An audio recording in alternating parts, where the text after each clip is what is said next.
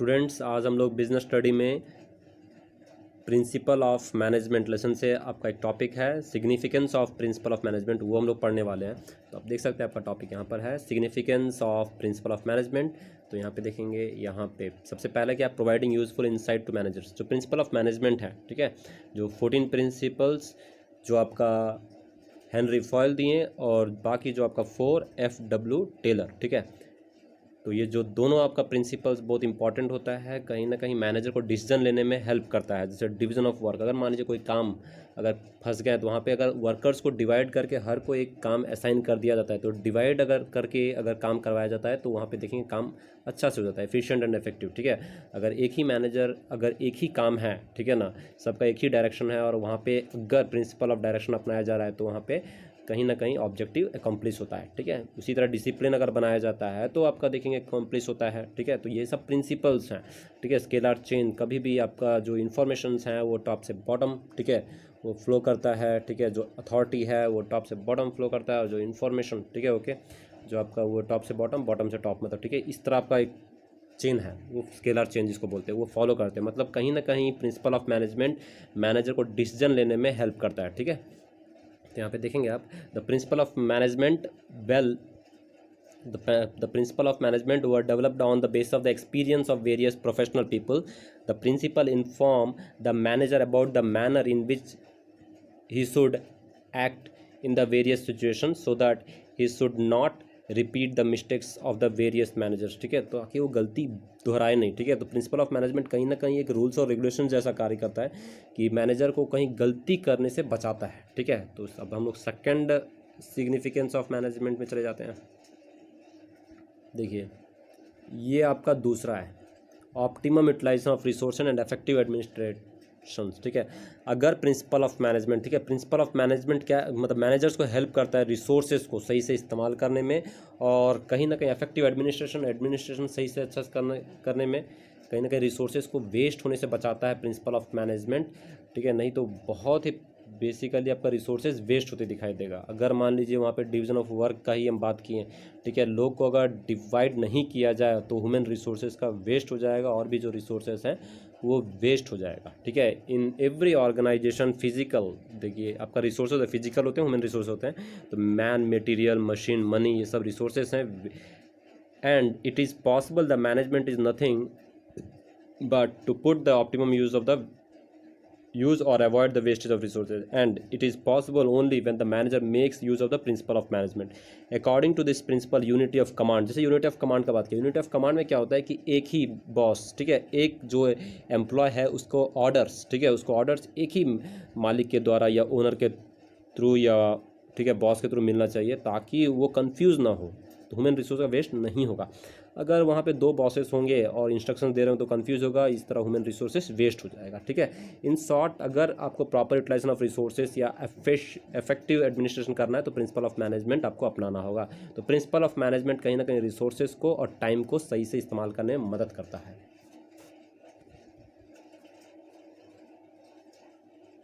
फिर आता है आपका तीसरा, ठीक है, साइंटिफिक डिसीजन।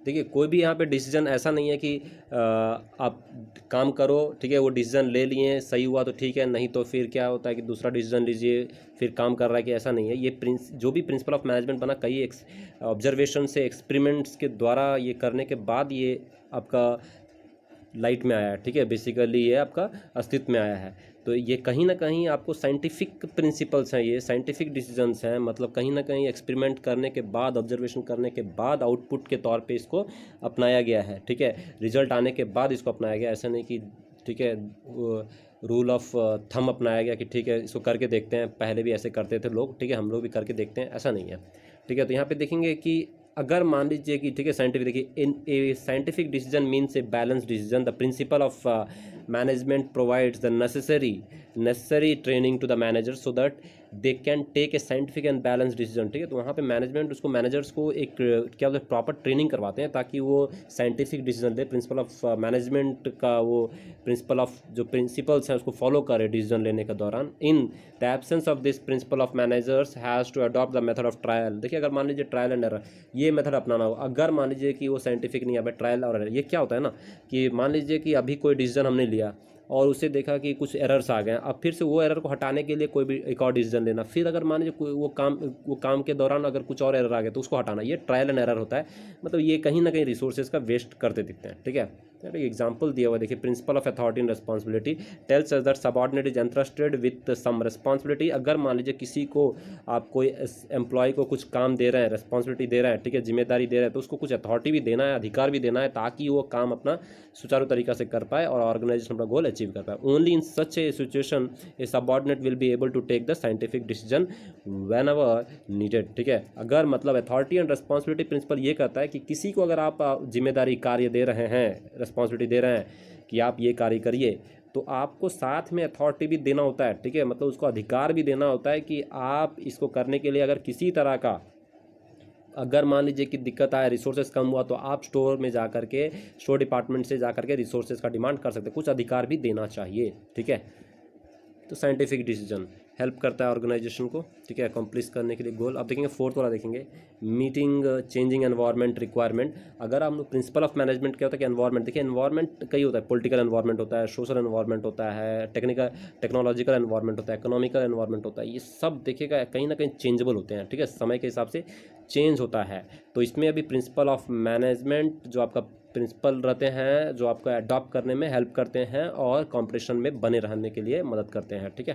देखिए in modern times only such a business unit can remain alive and develop which can keep a pace with the rapidly changing environment. मतलब जो एनवायरनमेंट चेंज, उसके साथ जो कदम पे कदम चला रहे हैं, जो ऑर्गेनाइजेशन चल रहे हैं, ठीक है, वही ऑर्गेनाइजेशन सस्टेन कर पाते हैं।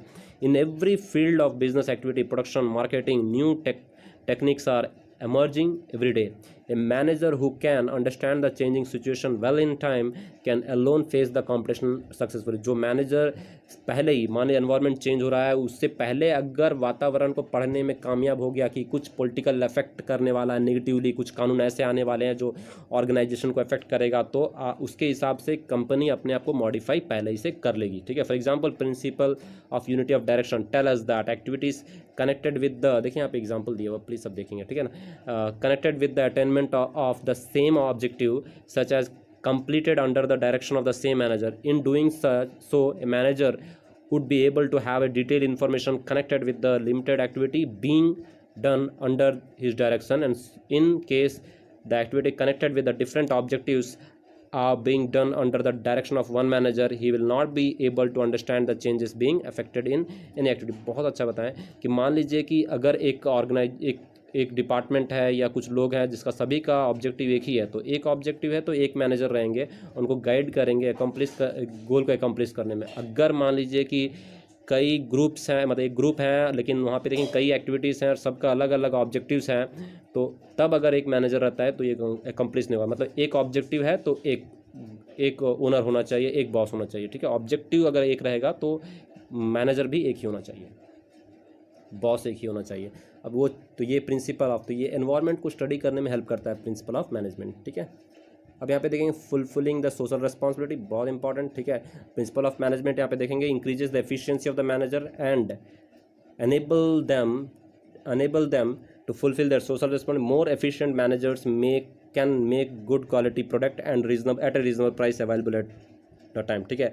अगर मान लीजिए एफिशिएंट मैनेजर है जो रिसोर्सेज को वेस्ट नहीं करते हैं, वो क्या होगा कि क्वालिटी प्रोडक्ट बनाने में हर प्रयास करेंगे रीजनेबल प्राइस में, क्योंकि उनका एक ये क्वालिटी हो जाएगा। प्रिंसिपल ऑफ मैनेजमेंट वो नहीं होता है आपको ट्रेनिंग या वगैरह ये सब करवाने पे, तो उनको वो अच्छे क्वालिटी का प्रोडक्ट बनाएंगे और रीजनेबल प्राइस में बनाएंगे ताकि सोशल रिस्पॉन्सिबिलिटी है जो फुलफिल रहा है, ठीक है। लोग का जो डिमांड है कि रीजनेबल प्राइस में एक अच्छा क्वालिटी का प्रोडक्ट, ठीक है, तो वो मैनेजर प्रोवाइड करेगा।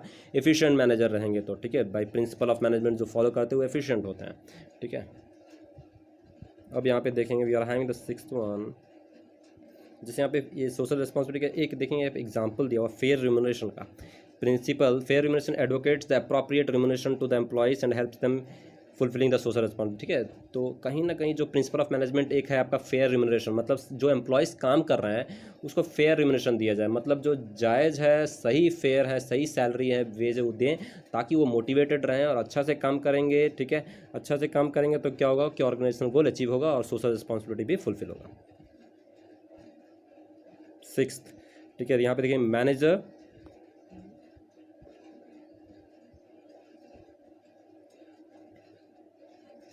Management training education and research, ठीक है। The advantage of the principle, थोड़ा सा ये कट रहा है, ओके।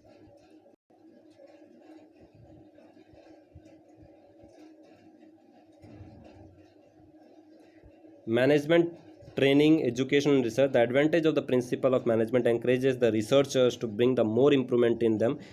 तो यहाँ पे प्रिंसिपल ऑफ मैनेजमेंट देखिए जो रिसर्चर्स को एंकरेज करती है कि और भी बेहतर प्रिंसिपल लाएं, प्रिंसिपल में अगर किसी तरह खामियां तो उसको इंप्रूवमेंट करें, और यही एटीट्यूड बन जाता है manager. The attitude of the manager has moulded itself in a such a fashion that they are doing consciously और अनकॉन्शियसली समथिंग न्यू, ठीक है। तो उनका जो ट्रेनिंग रहता है, ठीक है, कहीं ना कहीं वो इस तरह उसका ब्रेन को मोल्ड कर देते हैं कि आप अगर मान किसी तरह का प्रॉब्लम्स हैं, ठीक है, तो कुछ नया करने के लिए वो नहीं होता, उनको मोटिवेट करता है मैनेजर्स को।